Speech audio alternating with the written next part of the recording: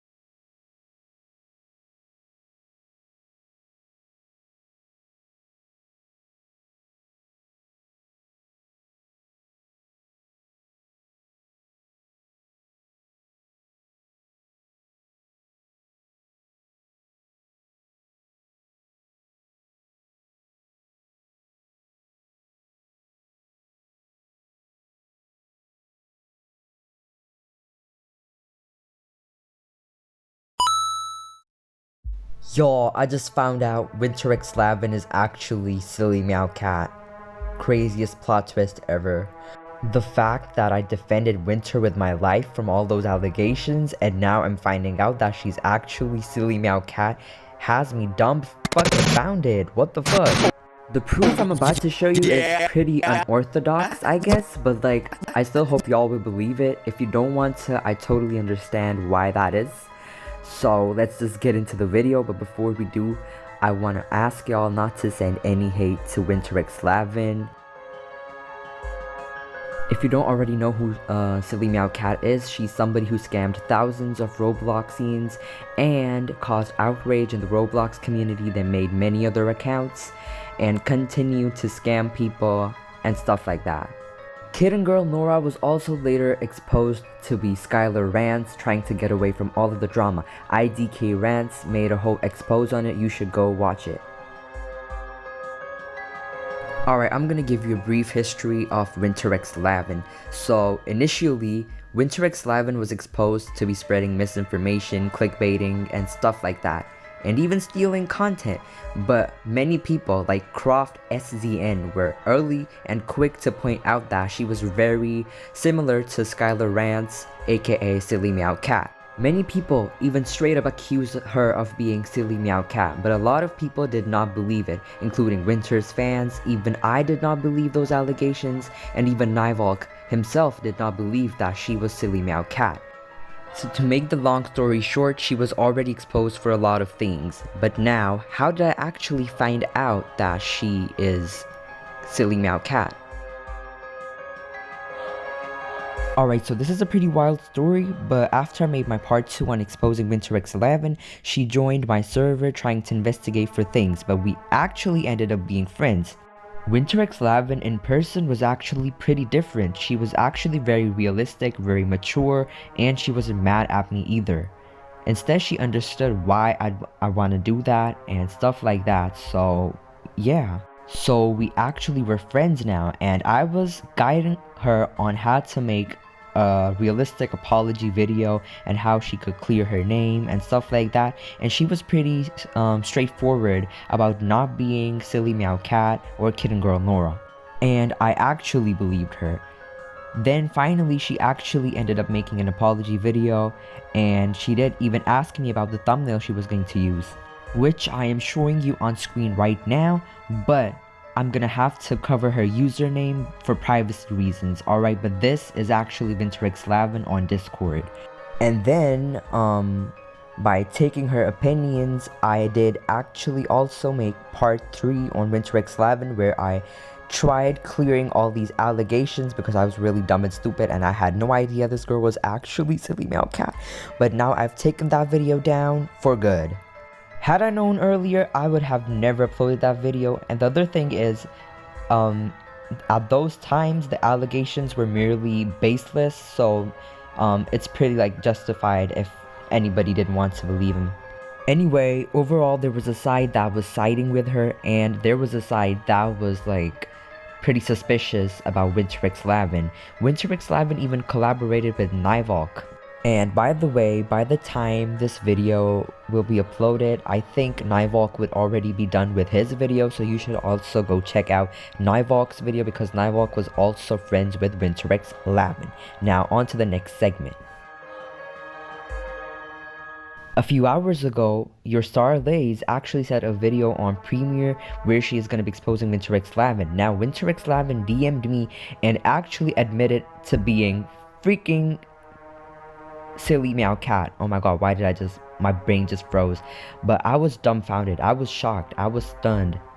I was like, oh hell nah, no way I was defending this girl all along and she was actually Silly Meow Cat. And not too long after, even Nivok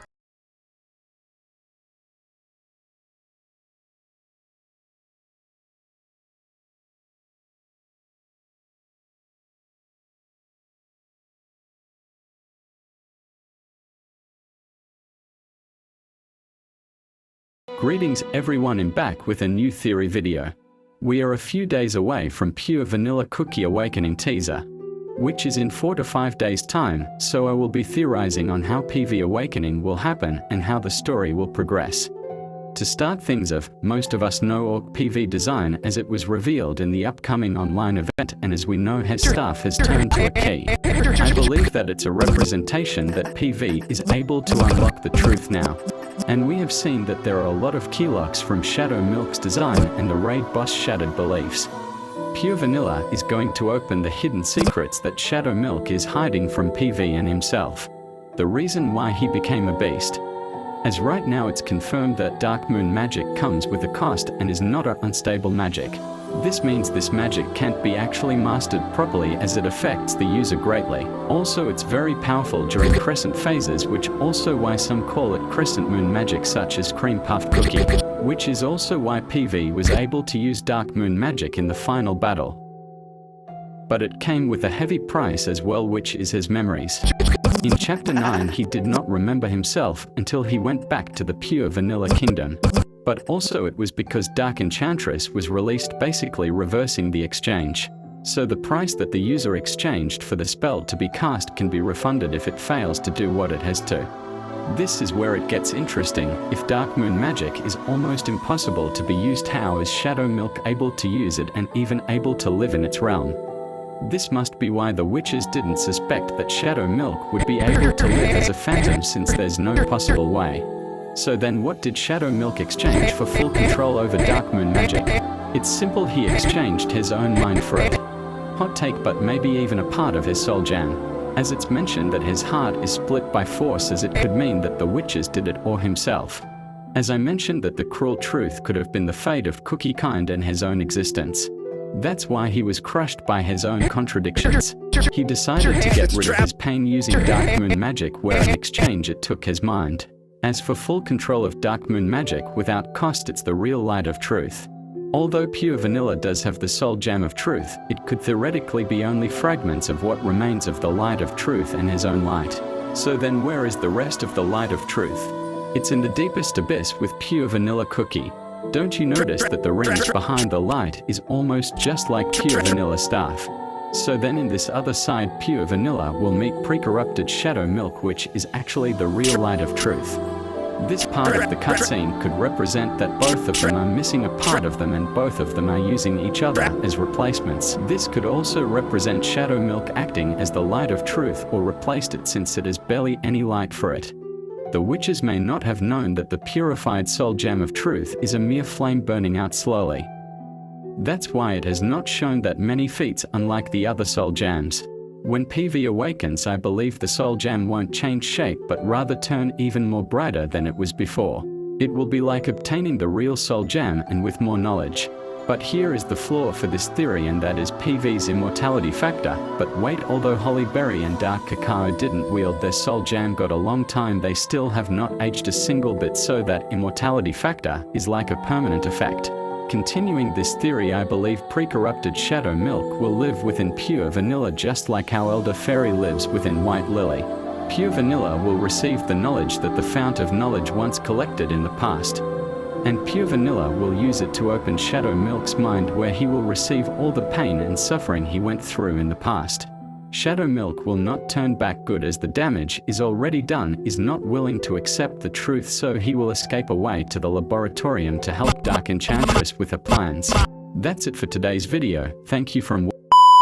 So then what will Truthless Recluse will be doing and when that is all happening? I believe that new purple looking cookie will be coming to help Gingerbrave and friends, or is acting as PV to prank them. But he could be possibly one of the cookies that will help PV on his awakening path, as the last chapter of each Beast arc will have a cookie to help the heroes with their awakening. Or could he be once a follower of Shadow Milk Cookie in the past? As I made a different theory where Shadow Milk from the past will help Gingerbrave and friends from Truthless Recluse before he crumbles them, since the spire is connected to space-time, and Truthless Recluse is PV from the future. Meanwhile, present PV is in Deepest Abyss for now. Why PV became TR in the future could be because when he got out from the Deepest Abyss, everything was destroyed already, making him go through a reverse awakening.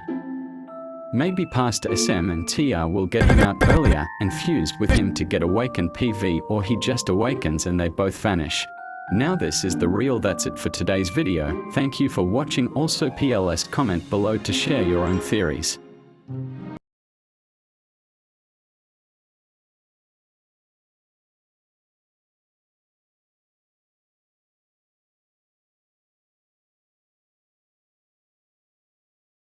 Did the sisters just release the best decor? Because I think this might just be the most worth it purchase is a 16. I'm trying to find a good spot, since apparently it interacts with the items around it. Now is the moment of truth.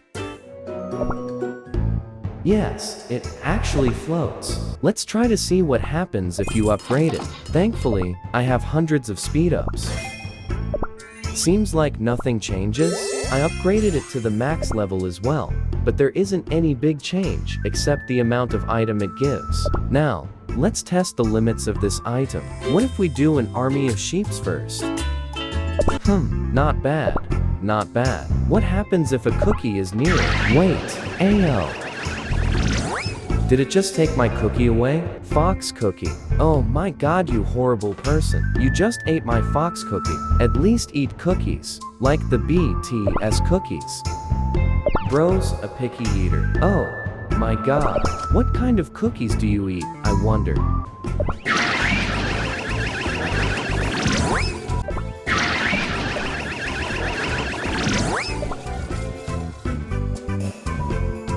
Devil cookie escaped being turned off. I think this isn't a feature though.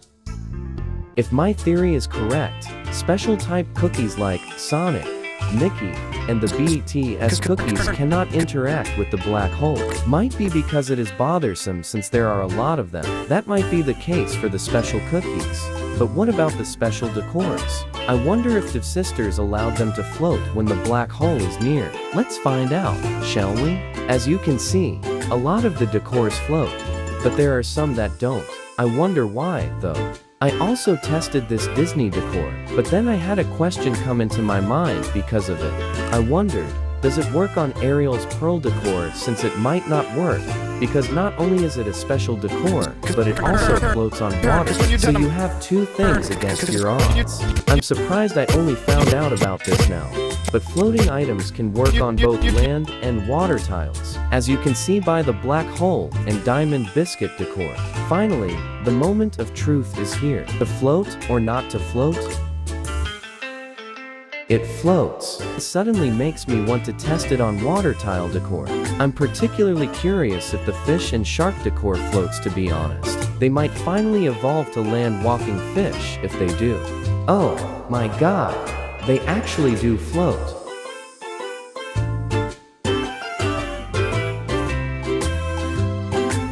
Let's try it with the specific cookie decors this time. And let's save Sea Fairy's decor for last.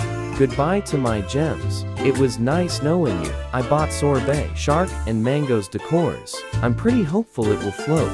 I was gonna buy this huge rock too, but it was so expensive and big. Plus, I didn't need more stamina since I have too much already.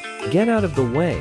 I'm recording a video. Wait. Oh, my god. You can put cookies in while it floats. I've got to find mango and sorbet shark cookie.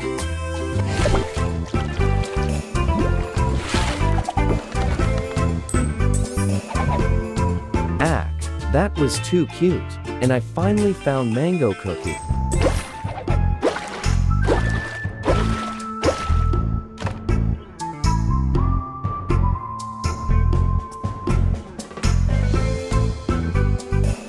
They are so majestic.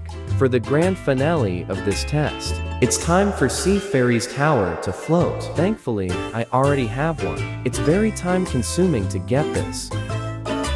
Let's see if it will be chaotic or not. Yup, it's pretty cursed. But now, let's add Sea Fairy cookie. Are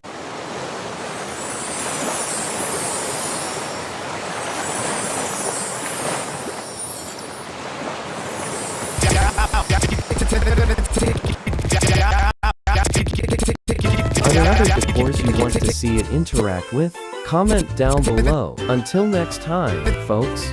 어? 가자. 모자야, 같이 가.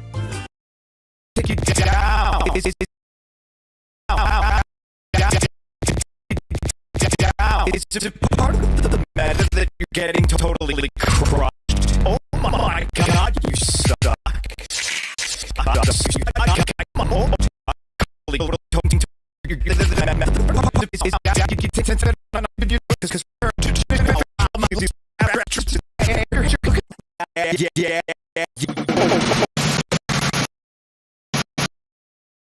Oh yeah? Oh yeah? Oh yeah? Look at your hand, it's a travesty. Lamau, finish your turn, cause when you're done I'm gonna take you down. Is it part of the meta that you're getting totally crushed? Oh yeah? Look at your hand, it's a travesty. Lamau, oh yeah? Look at your hand, it's a travesty. Lamau.